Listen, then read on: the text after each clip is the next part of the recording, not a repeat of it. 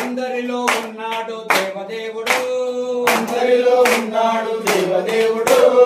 అందరిలో ఉన్నాడు అయ్యప్ప స్వామి, అందరిలో ఉన్నాడు అయ్యప్ప స్వామి, అందరిలో